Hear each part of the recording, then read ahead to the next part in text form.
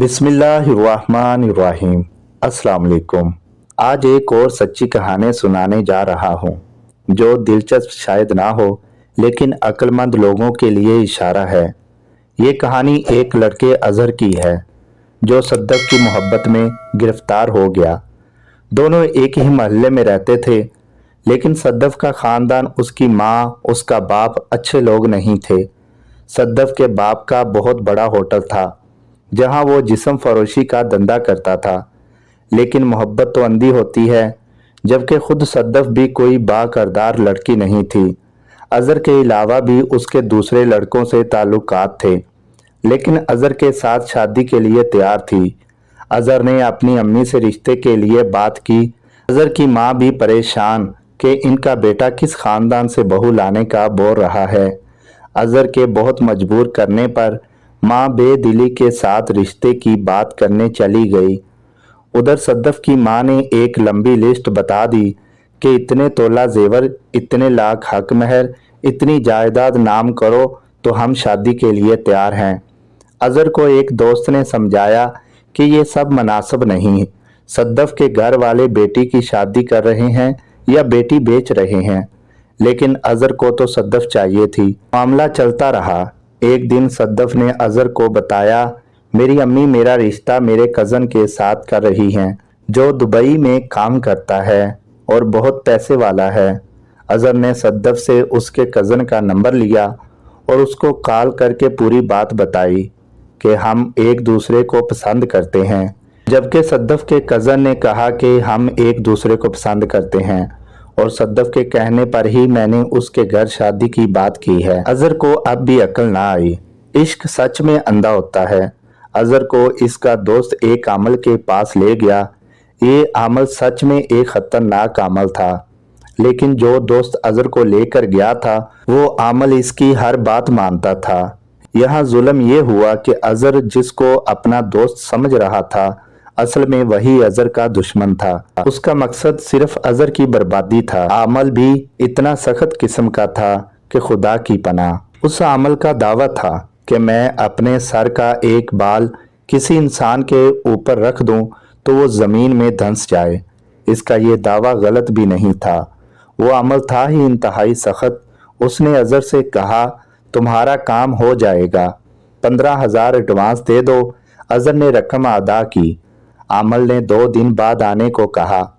2 दिन बाद आमल ने कुछ तावीज़ दिए कि ये सद्दफ के घर में दफन कर दो, फिर तमाशा देखो। अजहर आधी रात के वक़्त दीवार फलांग कर सद्दफ के घर में दाखिल हुआ। तावीज़ एक गमले में दबाए और वापस आ गया, लेकिन अजहर ये ना समझ पाया कि इसका दिमाग अब आमल के काबू में है।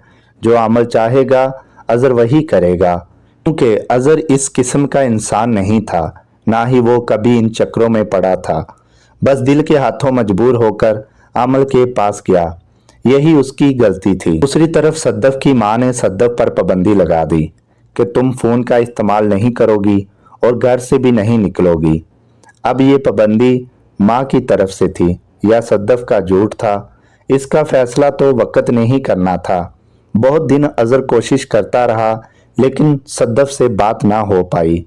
दूसरी तरफ अजहर मुसलसल आमल के पास भी जाता रहा।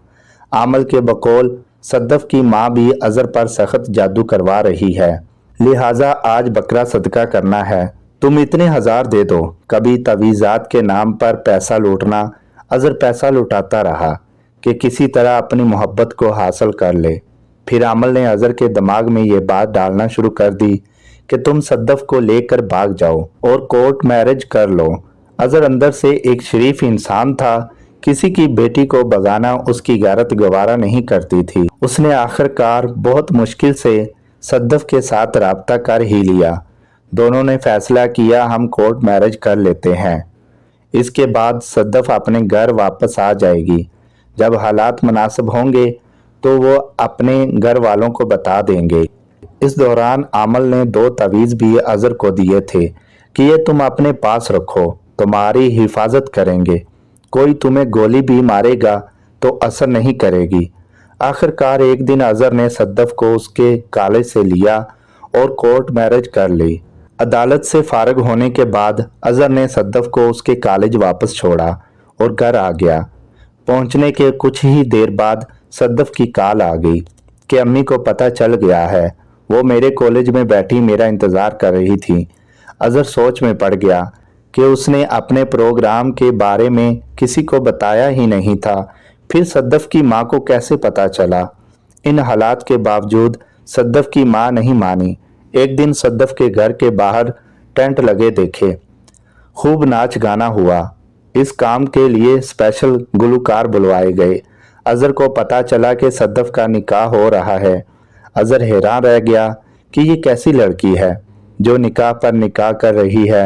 अजहर फिर उस आमल के पास पहुंचा। ये मामला है। आमल ने कहा, परेशान होने की ज़रूरत नहीं, लड़की अब भी तुम्हारी है।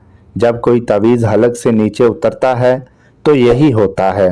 सद्दफ की माँ ने सद्दफ को तवीज़ पिलाए हैं। मैंने तुम्हें पहले ही कहा था कि लड़की को लेकर भाग जाओ। तुम परेशान ना होना। आज ही बकरा सदका करता हूँ और अमल करता हूँ, तुम पैसे दे जाओ। अजहर ने मतलूबा रकम अदा कर दी। उस रात अजहर जब अपने कमरे में सोया हुआ था, उसकी आंख खुल गई। अजहर ने देखा कि एक बहुत बड़ा जिन उसके सामने खड़ा है, मोटा ताज़ा जिन जिसका सर कमरे की छत से लग रहा था। अजहर अगले दिन फिर आमल के पास पहुंच गया, उसको रात वाला वाकया बताया। आमल ने कहा, यह जिन सद्दफ की माँ ने भेजा था, तुम देखना मैं आज उससे भी बड़ा जिन सद्दफ की माँ के पास भेजूंगा। इसी तरह कुछ दिन और गुजर गए। सद्दफ के साथ राब्ता नामुमकिन हो गया। एक दिन शाम के वक़्त अजहर ने सद्दफ के बाप को देखा और सीधा उसके पास पहुंच गया। अजहर ने अदब से सलाम किया और कहा कि आप लोग ये जुल्म ना करें, सद्दफ मेरी बीवी है, निकाह पर निकाह नहीं होता। सद्दफ के बाप ने इंतहाई गलीज़ ज़बान इस्तेमाल की।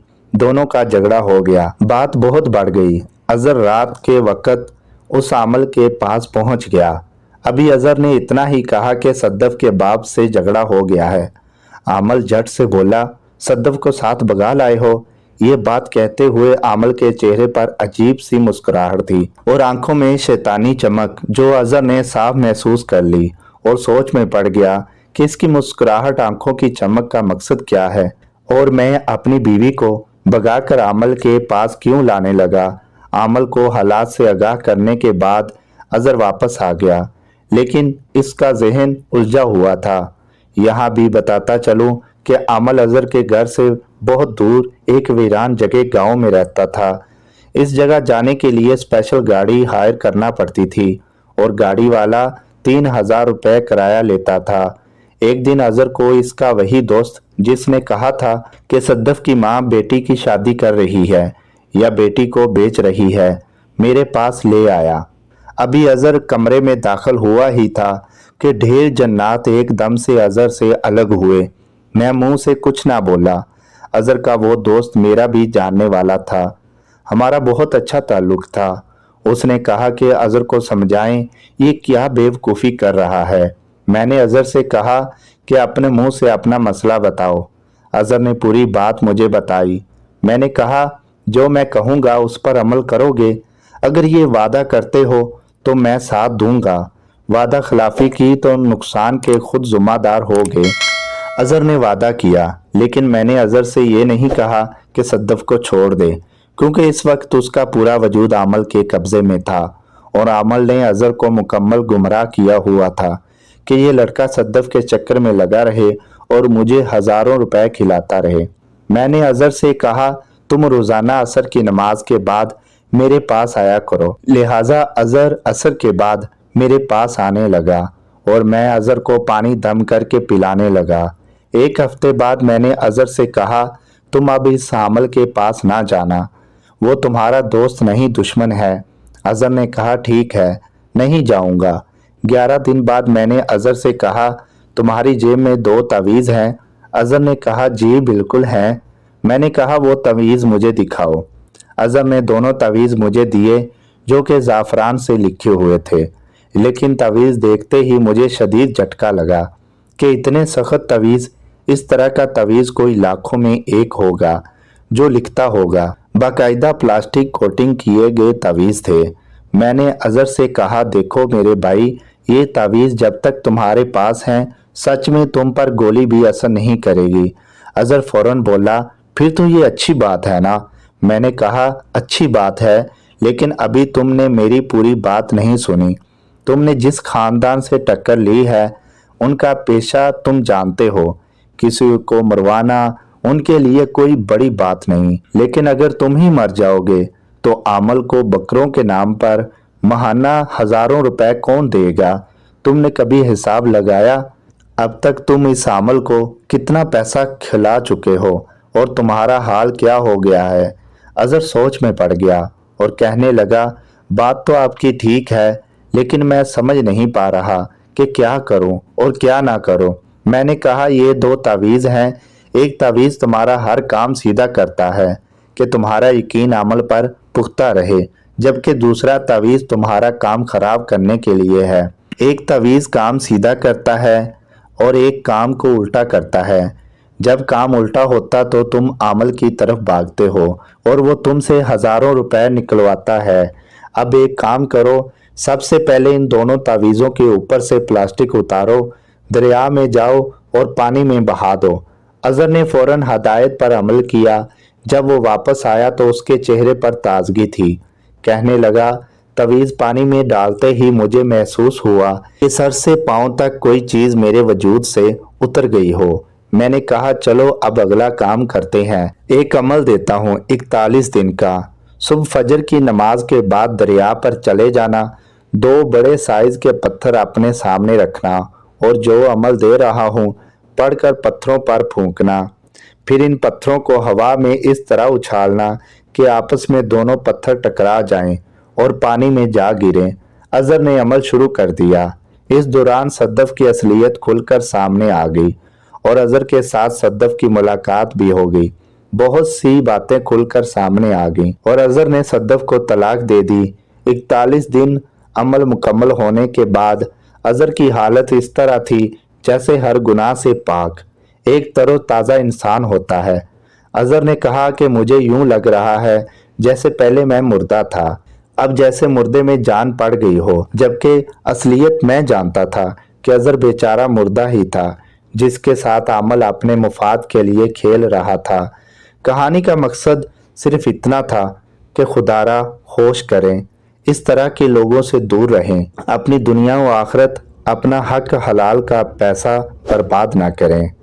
समी वॉइस को सब्सक्राइब करना मत भूलें, लाइक करें, शेयर करें और कमेंट सेक्शन में अपनी राय का इजहार ज़रूर करें।